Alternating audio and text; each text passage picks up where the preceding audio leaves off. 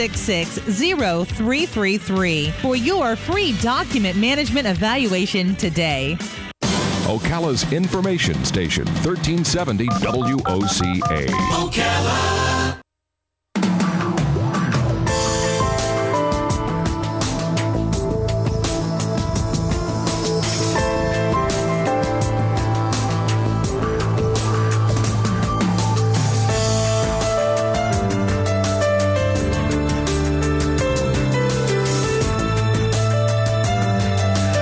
All right, 5 minutes after 11 o'clock. Thank you for tuning in. You know who I think the new rock stars are, Robin? I think it's the stand-up comics. Oh. I think the stand-up comics are the new rock stars. Maybe it's just my perception. I don't know. We went to one of those improv comedy things down in the Disney complex, right? Yes. Wasn't that where that was? Pleasure Island. And it was just, I don't know, I was just so impressed by all of that. And I don't think that I could pull it off. But anyway, Charles Souby does this. He's also a screenplay writer. He's a researcher, a poet, an author. I'm guessing a musician as well. I'm not so sure based on some of the book, although the book is not about him. But it's hard for me sometimes to separate an author from a character that an author has created, especially when I'm new to the author, as is the case. The book is called A Shot of Malaria: The Ugly Realities of Addiction with Sharp, Ironic Humor. That's not the subtitle, but that's just the description that was given to us. And it describes it well, so I thought I would use it. Good morning, Charles. How are you? Oh, good. Thank you very much. Where are you right now? I am in San Rafael, California. Oh, my goodness. Well, thank you for getting up early to be with us. Sure. Oh, no, that's no problem at all. Well, you can't be a druggie. If you get up early, no, there's no way. Yeah, well... that's behind me now, for sure. So does the character in the book reflect you? I would say, yeah, it has to. Really, it's a fictional book, but my background parallels the characters. Anyway. So how are you doing right now, then? I mean, now that we sort of know that. I'm actually doing great. I've taken a half-hour break from my work to do the interview, and. Yeah, things are going well. Oh, well, what's your job? What do you do? Right now I'm working for Golden Gate Transit. It's the local municipal bus company. Oh, okay. And their customer service department. So the reviews you're getting indicate that people are impressed by the seemingly paradoxical juxtaposition. I never used that word. I don't know where it came from, but of a dark. Yes, if in this case it works. The dark side of life and something and a way to look at it in a funny way. Right. Exactly. Yeah. And I think part of that comes from just trying to tell the truth as best I can. It's not an autobiography, like I say. It's got parallels to my own life, but it's a fictional story. But I try to get to the heart of the matter in narrative, and I think that becomes just naturally. It's filled with irony and paradox. Do you know they say sometimes a good author is one who writes a book that you can visualize what the words are saying. That clearly happens with you, but I'm going to tell you something else that happens in your book. Not only could I see it, I could smell it. In your book, and maybe that's because I've been there too. Not that I've been an addict, but I've been in the place of the poet, the artist, the actor, the musician. Where there's a lot of smoke and there are a lot of addicts. So and I can smell that place. Yeah. Yeah, I love that. Thank you very much. Yeah, absolutely. It's a world. It's very fully three-dimensional world for sure. And if you have tasted it, you recognize it. And if you haven't, hopefully I'm able to convey that. And what is really interesting is that some of the biggest stars we have come from that or through that. Mm-hmm. Whether they whether they got off of the drugs or whatever it was or not, they still do. They became household names. Yeah, the character actually reflects on that in the book, and first that's sort of what draws him to it. He has a romantic image that which is so common. A lot of people think that Hemingway was drunk when he wrote, which he wasn't, or Charlie Parker. But the truth is, usually they faded as the disease of addiction got them. Their heyday was prior to that. Were you torn in writing the book between wanting to entertain and wanting to educate? The book it really was, it just came out. There was something, actually, I think I may have coined this phrase, but I don't know, because it's hard to tell. Sometimes I say stuff, I don't know if it's mine or somebody else's, but write for yourself and edit for your audience. And I think that's what I've done. The book, it was just something that came pouring out of me, and it came out over a period of time because I was in the process of editing my first novel, and I stopped writing it, and then I got back into it again. It was it was a very emotional read because of Daniel, and it's just it was just a mind-boggler that this is how real people are, and it takes a lot to put you in the dregs. Yeah, absolutely. I really wanted to put a human face on it, because it's just usually when you hear stories like that, they, and I mean, there are some that I like as far as movies. There was that drugstore cowboy, and there are other, but they tend to sensationalize, the criminal aspect of it, the lying, cheating, ripping people off. And while that's definitely in a shot of Malaria, it's not the main focus of it. The main focus is that he's a human being that's full of contradiction and struggle. And it would also make one perhaps consider being an addict just so that he could meet some of the hot women who treat addicts. That's right. Right, yeah. Wrong, actually. I was thinking that. I was reading. I was thinking, gosh, I should start getting on drugs. These sound like hot ladies. Elsie, she's a trip. For about 5 minutes.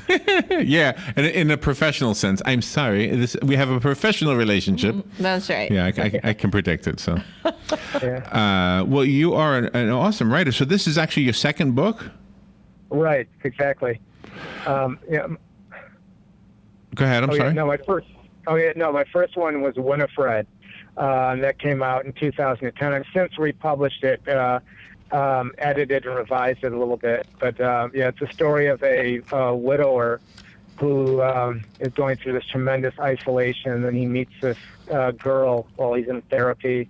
And it looks like they're going to fall in love. She's half his age. It could be one of those, April to September romances. But instead, they find out in a bizarre set of circumstances and conversation that she's the daughter he didn't know he had. Wow. There was debauchery with a prostitute in Rockford, Illinois. And she has a horrible backstory. Mother OD'd and died in front of her when she was 4, and raised by abusive foster parents. Anyway, that's Winifred. And even though you reside in San Francisco, it really is ironic that it takes place in San Francisco because of the drug culture origination there way back, like 50 years ago. Yeah, absolutely. This was sort of epicenter for the experimentation. So in the world of improv acting, just to slip that into the conversation a bit, my impression has always been that it's a funny comedic thing. It's not, you don't do improv and tell a serious story. Am I wrong about that? Well, it ends up being funny, usually, not always. I mean, I've seen some great improv that pulled me in that wasn't funny at all, or at least scenes that weren't funny at all. Sometimes they're very poignant, sometimes they're kind of a little edgy, gritty. But the basic premise of improv that I've learned, and I learned at Keith Johnston, there's a couple of different schools. There's the Chicago School, which is Del Close and Viola Spolin, and then there's a narrative school of Keith Johnstone, which is what I studied. And the essence is to try to tell the truth. What comes next. Don't try to be witty or clever. Just be in the moment. What's the next logical thing? Rather than thinking 10 steps ahead, you think one step ahead. And when we think of the improv actors who have become household names like John Candy or Robin Williams or, gosh, any of the SNL or First City, Steve Martin. Was he an improv guy?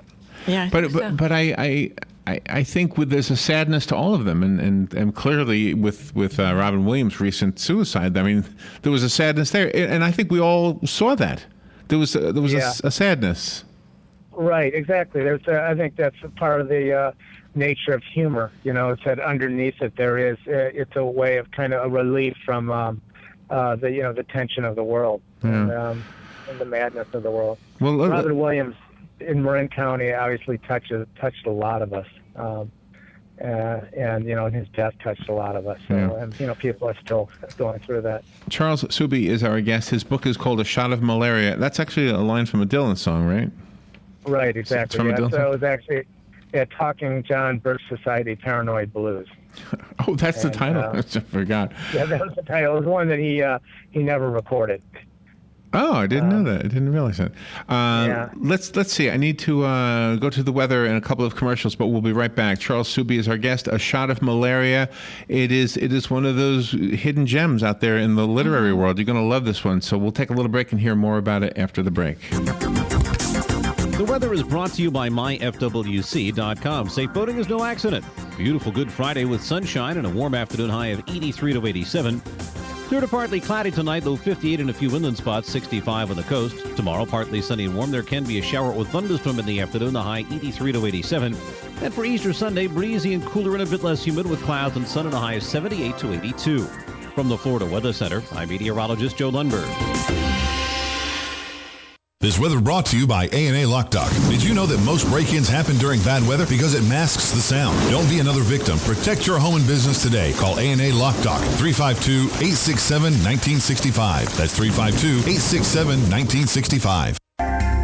Hi, this is JP from Penn Flooring here in Ocala. I would like to invite you to come in and visit our spacious showroom where we have solutions for every style and budget. From wall-to-wall carpet to hardwood floors and tiles, we have an unsurpassed selection of flooring. At Penn Flooring, we've provided quality customer service with a family touch for over 25 years. Visit our website at pennflooring.com or come by our showroom, 1201 Southwest 17th Street, just over the bridge. Penn Flooring, quality customer service with a family touch.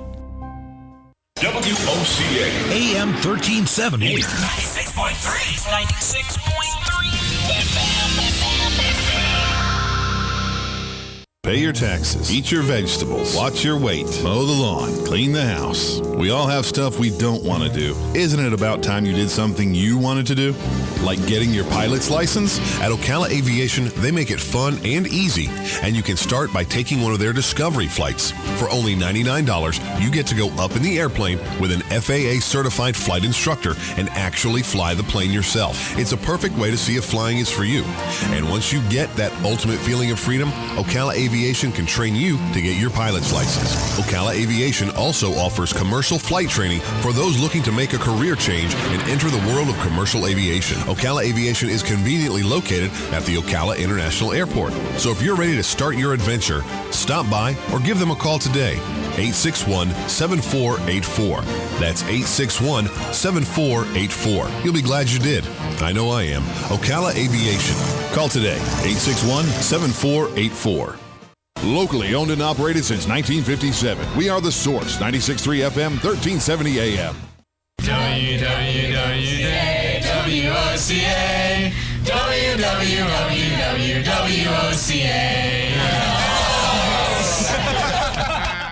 If you want to avoid getting ripped off and put more money in your pocket, then join me, Clark Howard, every weeknight at 6, right here on WOCA, The Source. Visit the WOCA website at www.woca.com.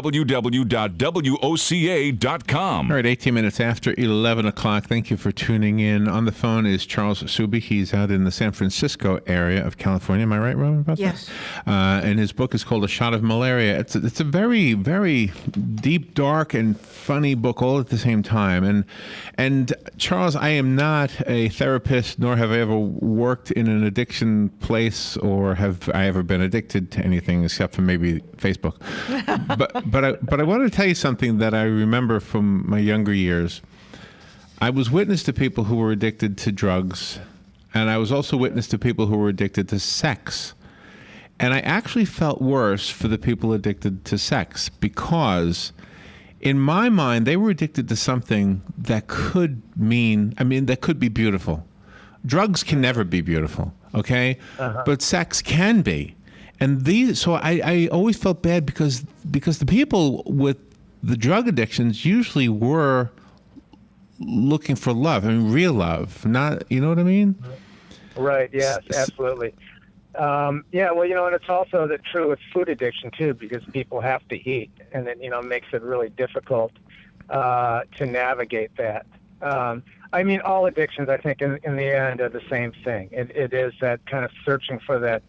I think it's trying to get out of self more than anything else. Yeah. So, but your book is a love story in addition to the other things. So we've already described it as a dark book, a book about addiction, a funny book, a human book, but also it's a love story. Yeah. Oh, yeah. There's definitely a romance, and to some extent, I mean, romance might be stretched a little bit. I mean, it is, but it's like a totally dysfunctional romance. But the search for romance is not dysfunctional. I mean, the search. No. Yeah, the search is very sincere. And, and at first it starts off with his drug counselor, and then, lands him with Caroline, one of the secondary characters. I like the fact it's written in the first person also. I mean, that is really, the reader really gets into the head of Daniel.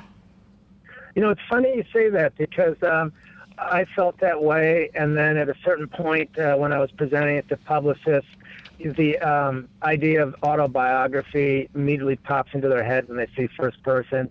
So I changed the whole thing to third person.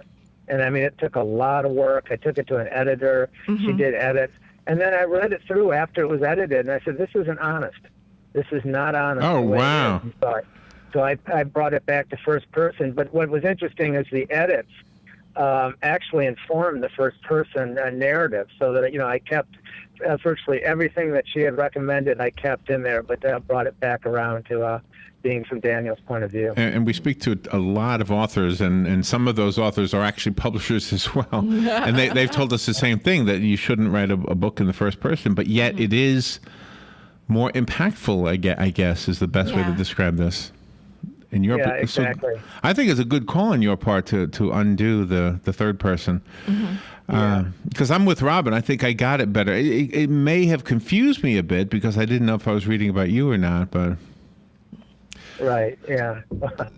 I mean, like I say, there's some me in there, but there's also, as I'm writing, I'm, the thought is, this should be this way. The story, like I say, the story is fictional. You also bring to light something that Daniel was awakened to his need to get help from an outsider, and usually the people that are close to the people that are having the addictions, we try to help them, and nothing we say or do seems to sink in, which hurts. Yeah, absolutely. That's actually part of the nature of the disease. Is it's a disease of isolation and exceptionalism. And I can say that from my own personal experience, that I just, my situation was unique, and anybody that tried to intervene on that had no clue of what it was like to be me. And that's how the disease stays in control. As long as I've created a world around me where I'm, entirely different than you, then I have the most plausible alibi for continuing to do it. But once an intervention's taken place, or at least a meeting has taken place between somebody who breaks that down and, shows that I'm not different, then that's when the beginning, of getting help happens. So is Daniel, or are you better off for having gone through hell? Are you a better person, or did you create Daniel to be? I don't know how to ask the question. I have to say yes, but I wouldn't wish it on anybody. I wouldn't wish that life on anybody, but I have no regrets other than, harm that I've done others. I do regret that, but. Well, yeah, but I mean, had you not gone through that, had somebody come to you before you ever started and stopped you, you'd be a different person now. And had somebody stopped Daniel, there'd be no book. Yeah. Well, that's so true. But I mean, you can say that about everything. And I've been through that. I've been through that in my head. What if this? What if that? And there's that whole theory of physics, or the many world theory, that anything possible has happened. So, in theory, that did happen. I was intervened on, and I didn't have the book, and who knows how it ended up. So how's it going with the book now that you have it out? It's brand new, isn't it? It's brand new, so I have no idea how it's going. It's just yesterday was the official launch date, or excuse me, Wednesday was the official launch date.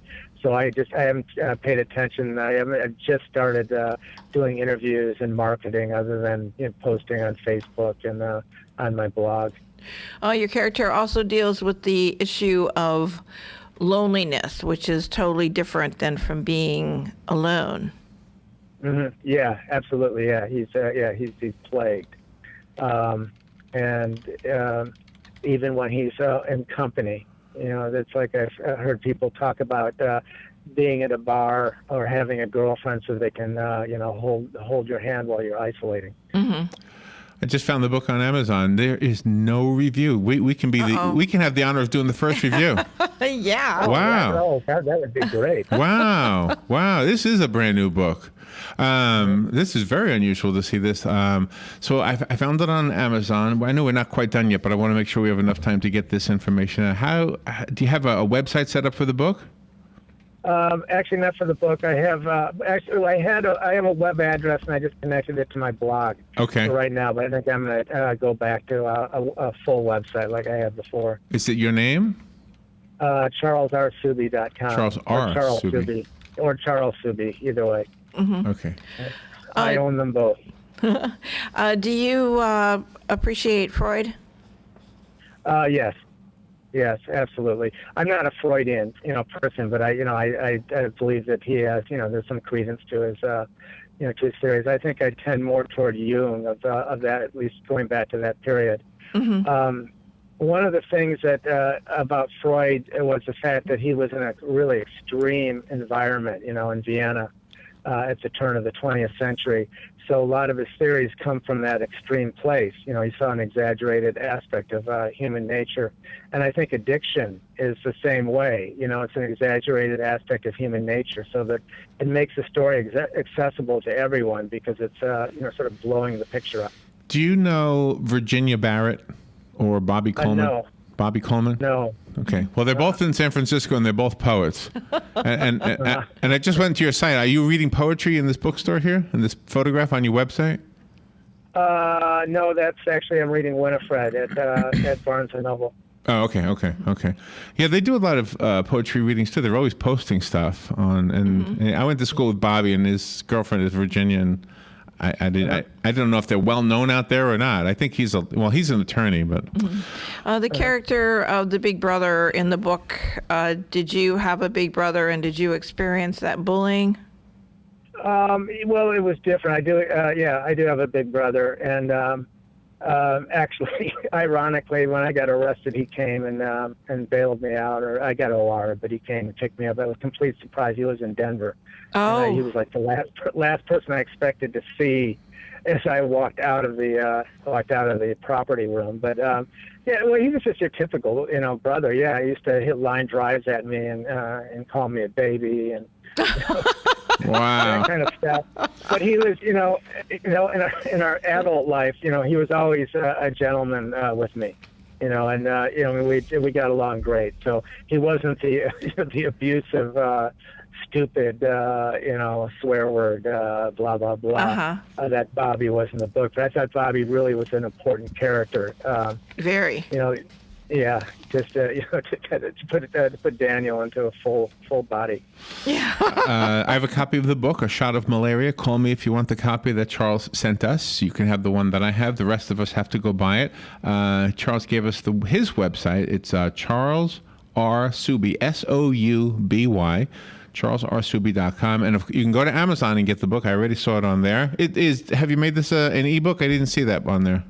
It isn't right now. It's due out in ebook any day now. Oh, okay. All right. So I have, at least in Kindle. Hopefully, I have to kind of talk to the publishers to make sure that everything's clear. But yeah, it will be out in Kindle shortly. So as an actor and a screenplay writer, this easily could be a movie. So I don't know if that's something you would want. It seems like it would be a good one to me. Yeah, well, right now, I mean, it's an interesting idea. It's a dark Woody Allen, right? Yeah. Yeah, I have right now I'm finishing a third novel. I'm about halfway through, and I've also been really on a roll with short stories. Okay. So, I actually got one on the Saturday Evening Post online, so I'm kind of proud of that. Oh, nice. Excellent. Charles, we're out of time, but you have been a great interview. Thank you so much for being on the air with us, and definitely keep us in mind for the next book, okay? Oh, I sure will. Thank you very much. This has really been a pleasure. Thank you. We'll be right back. Fox News Radio, I'm Lillian Wu. Analysts way off target in their jobs estimates for last month. Just 126,000 jobs created in March, far fewer than the 245,000 jobs economists expected. Previous job numbers for February and January were revised down, worrying economists that the economy may be stalling. The unemployment rate was flat at 5.5%. Fox Business Network's Adam Shapiro.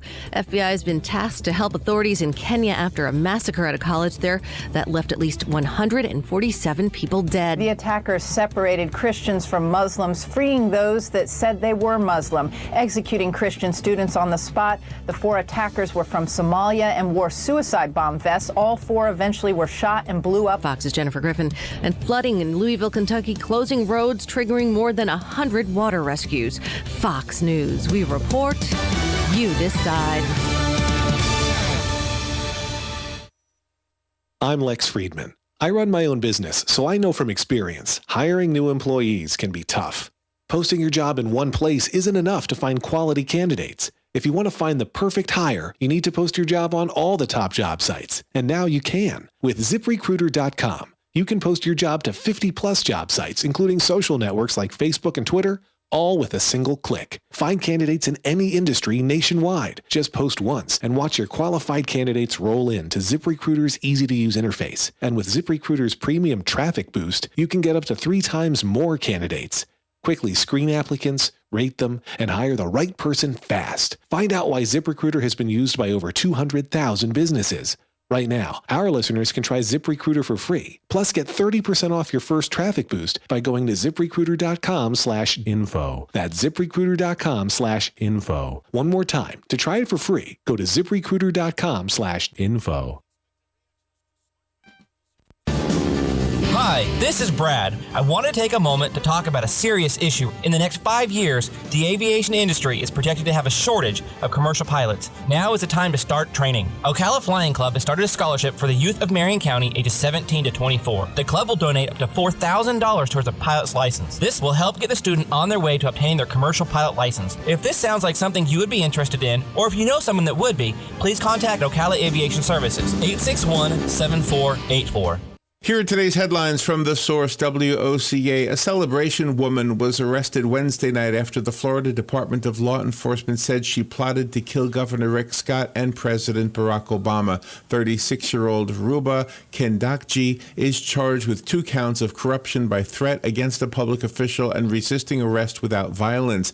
FDLE officials said Kendakji called the Osceola County Sheriff's Office on Monday and said she was going to hire a hitman to kill the governor because she wanted to be deported to Jordan. When FDLE agents spoke to Kendakji at her home, they said she told them she did not have to abide by U.S. laws because she was being held against her will by the government. Investigators said Kendakji repeated her threat Tuesday, telling Osceola County deputies she was planning to kill Governor Scott. The FDLE said agents spoke to Kendakji in February after a questionable comment was sent to the office of the governor's website, flgov.com, but she was not deemed a threat at that time. The Secret Service has been notified about the threats against the president.